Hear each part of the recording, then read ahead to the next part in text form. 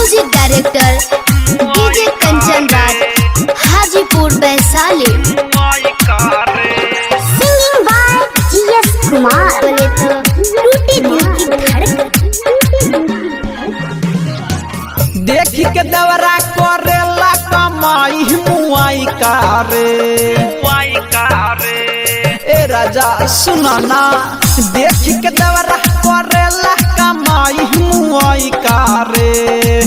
देखी के दवरा करेला कमाई मुआई कारे। मुआना लगही सुताई मुआई कारे। मुआना लगही सुताई मुआई कारे। देखी के दवरा करेला कमाई मुआई कारे। मुआना लगही सुताई मुआई कारे। मुआना लगही सुताई मुआई कारे। ए राजा मुआई कारे कंचन राज।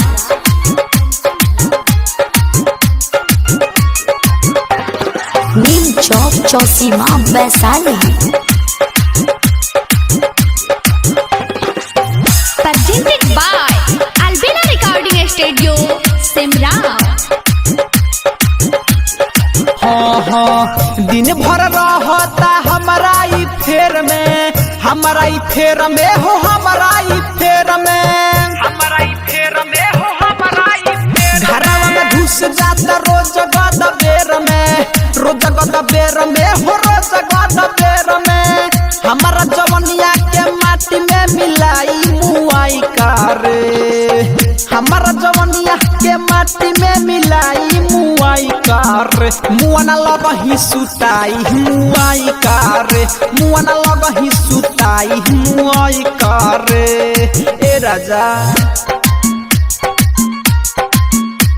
मुआई कारे मुआई कारे। Kanchan Raj.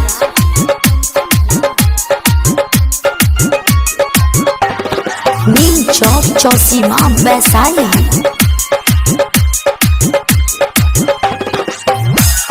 Presented by Albina Recording Studio, Simra।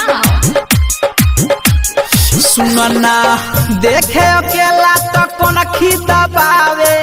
कोन खिदा बावे हो कोन खिदा बावे। कोन खिदा बावे हो कोन खिदा बावे। राइट में राजा राजा हमके बोलावे।